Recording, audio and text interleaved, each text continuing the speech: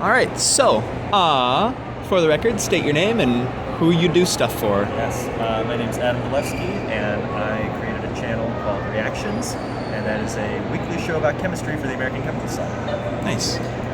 So how did you get involved in this this YouTube thing? Right.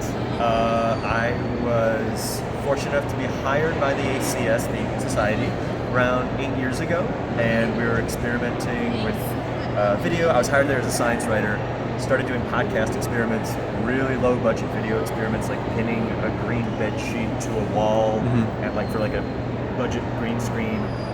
And over the time, and we got a little bit better, and then we hired somebody who was super good at animation, and then we started creating this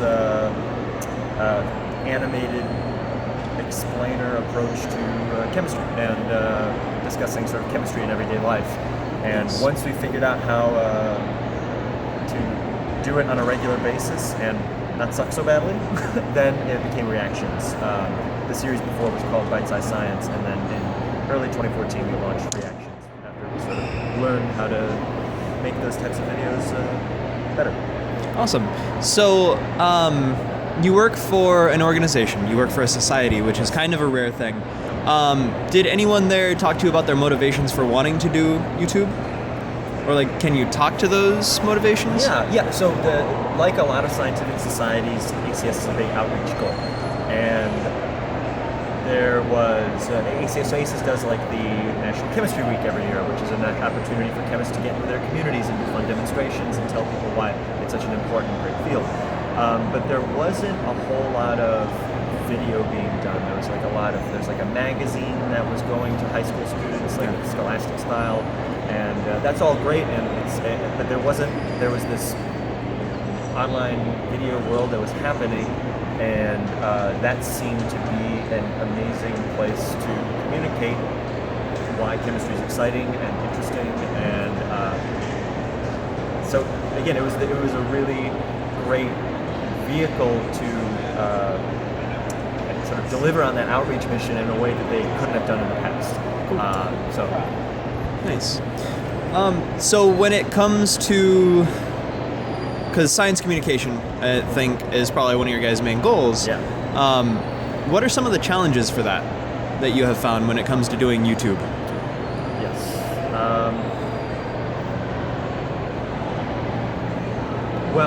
So we're an animated show, so we have we like doing longer episodes whenever possible, but that is challenging when every single shot you have to come up with a visual for every single frame, and we're a weekly show, so we're bound by those resources. So just distilling something that can be complicated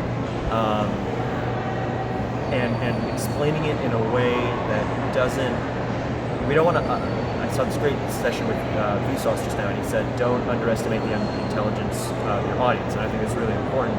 We try never to underestimate that. So really, a lot of chemists follow us on that channel, but then also the public follows us there.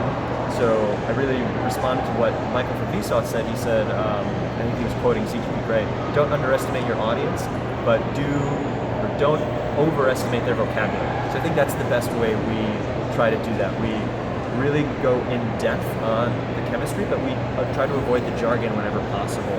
And another challenge is chemists and chemistry is sort of all about attention to detail. But sometimes all of that detail isn't necessary. You have to paint a picture, use a metaphor, or tell a story that, okay, maybe it's not like one-to-one exactly it, but it's the gist. And people will carry that gist, that story, and that metaphor.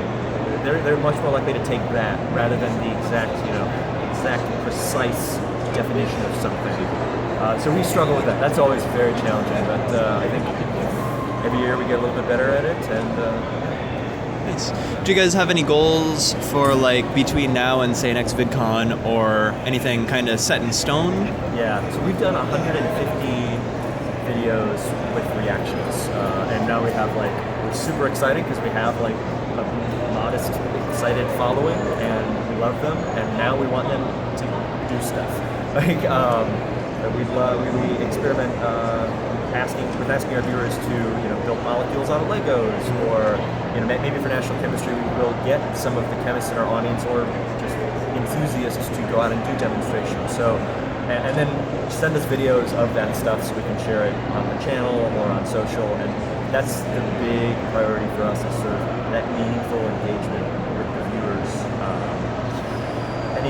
We got a high-speed camera, and that's so awesome, and we're trying to use that more often. And before, again, being just an animated channel called Reactions, we didn't actually film a lot of chemical reactions, so like we're trying to change that, but also merge it with that sort of kinetic animated approach that we're known for, and that sort of connection to everyday life. So filming a lot more, but mixing it with the animations.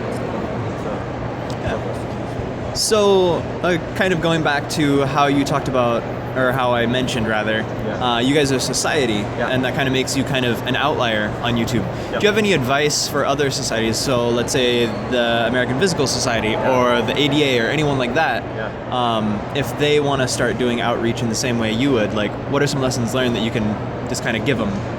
So find somebody who, let's say, what is it, American Diabetes Association? The Physical Society. So find somebody on YouTube who is doing content related to what that institution is about, and reach out to them and collaborate with them and establish that relationship.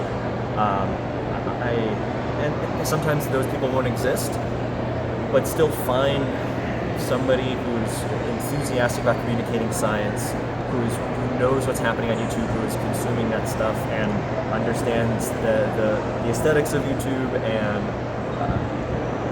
is a user and is that audience, and hire them as an intern or give them a contract to do some stuff. Like just try it and work with somebody who is a user of YouTube, and let them make mistakes, and don't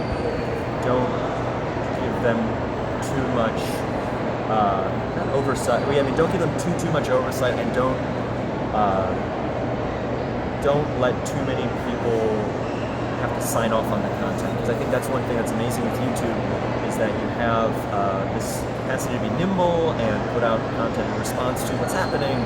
But I think a lot of societies, ours included, struggle with sort of this being a nimble thing. So with that said, however, you want that creator to be nimble, but then you also want them to plug into the amazing experts and resources that you have as that society. Emily Grassley is so good about that, is that she leverages these incredible scientists who are very passionate about their work and talks to them, and we're lucky enough to do the same thing with the ACS, is talk to the chemists and use them as writers or on-camera experts or off-camera experts on the content. Use the resources that as a society you have access to. All right. And final question, do you guys have like some kind of sign-off that you throw at the end of your videos, or? But apart from like the cliche like, share, subscribe thing, we sometimes call our viewers chemheads, but we have internal arguments about whether anybody wants to be called a chemhead. So no, just if you've got ideas for chemistry in everyday life that you want us to explain, please let us know. We'd love to do those episodes. All right, perfect. Well, hey, that's it. Awesome. So bye now. Thank you.